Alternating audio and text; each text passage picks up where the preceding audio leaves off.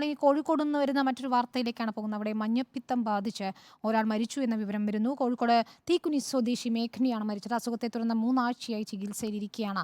മരണം സിനോജ് തോമസ് നൽകും വിവരങ്ങൾ. സിനോജ്, മഴ ശക്തമാകുമ്പോൾ ഈ മഴക്കാല രോഗങ്ങളൊക്കെ തന്നെ കൂടുതൽ പ്രതിസന്ധിയാകുന്നു. മഞ്ഞപ്പിത്തം കോഴിക്കോട് പല ഭാഗങ്ങളിലും കഴിഞ്ഞ ദിവസങ്ങളിലൊക്കെ റിപ്പോർട്ട് ചെയ്തതാണ്.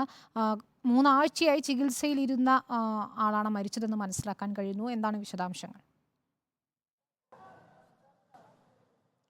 വിനീത, വേനൽ കനത്തതോടുകൂടിയാണ് ജില്ലയിൽ മഞ്ഞപ്പിത്ത രോഗബാധ പടർന്ന് വ്യാപിച്ചത്. അതായത് ജില്ലയുടെ വിവിധ ഭാഗങ്ങളിൽ, പ്രത്യേകിച്ച് കോഴിക്കോട് നഗര പ്രദേശങ്ങളാണ് ഏറ്റവും കൂടുതൽ രോഗബാധ റിപ്പോർട്ട് ചെയ്തത്.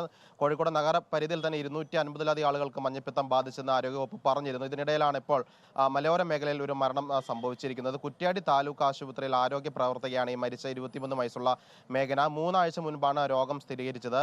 പക്ഷേ രോഗം ഗുരുതരമായി തുടർന്ന് 3 ആഴ്ചയിൽ തുടർച്ചയായിട്ട് ചികിത്സ നൽകിയെങ്കിലും ഇന്ന് മരണത്തിന് കീഴടങ്ങുകയായിരുന്നു. 23 വയസ്സായിരുന്നു. ഈ നഗരപരിധിയിലൊക്കെ തന്നെ ഐശ്വര്യതയ്ക്കൊക്കെ തന്നെ കോർപ്പറേഷൻ ആരോഗ്യ വിഭാഗം നിയന്ത്രണം ഏർപ്പെടുത്തിയിരുന്നു. കാരണം വെള്ളം ഉപയോഗിച്ച് നൽകുന്ന ഭക്ഷണ പദാർത്ഥങ്ങളൊക്കെ തന്നെ സൂക്ഷിച്ച് ഉപയോഗിക്കണമെന്നൊരു നിർദ്ദേശം ആരോഗ്യവകുപ്പ് നൽകിയിരുന്നു. കഴിഞ്ഞ മാസവും 2 മരണം കോഴിക്കോട് ജില്ലയിൽ തന്നെ മഞ്ഞപ്പിത്തം ബാധിച്ച് റിപ്പോർട്ട് ചെയ്തിരുന്നു. മഴ പെയ്തു തുടങ്ങിയിട്ടുണ്ട്, എങ്കിൽ കൂടി ജാഗ്രത തുടരണമെന്നാണ് ആരോഗ്യവകുപ്പ് പറയുന്നത്. കാരണം വേനൽ കാലത്തോടുകൂടി വെള്ളം വഴിയാണ് മഞ്ഞപ്പിത്തം പടരുന്നത്. ഈ മഴ പെയ്തു തുടങ്ങിയെങ്കിൽ കൂടി മഞ്ഞപ്പിത്ത ഭീഷണി ഒഴിയുന്നില്ല എന്നാണ് ആരോഗ്യവകുപ്പ് പറയുന്നത്. അതുകൊണ്ട് ജാഗ്രത ഇനിയും തുടരണമെന്നാണ് ആരോഗ്യവകുപ്പിന്റെ നിർദ്ദേശം.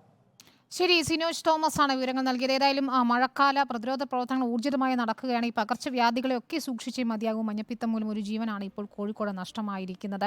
ജാഗ്രത പുലർത്തണം. നമ്മൾ വെള്ളം ഉൾപ്പെടെ കുടിക്കുമ്പോൾ അത് തിളപ്പിച്ചാറിയ വെള്ളം തന്നെ കുടിക്കാൻ ശ്രദ്ധിക്കുക. ഏറ്റവും കൂടുതൽ രോഗങ്ങൾ പടർന്നു പിടിക്കുന്ന ഒരു സമയം തന്നെയാണ്. പ്രതിരോധ പ്രവർത്തനങ്ങൾ നടത്തിയേ മതിയാകൂ എന്നതിലേക്ക് തന്നെയാണ് വിരൽ ചൂണ്ടുന്നത്.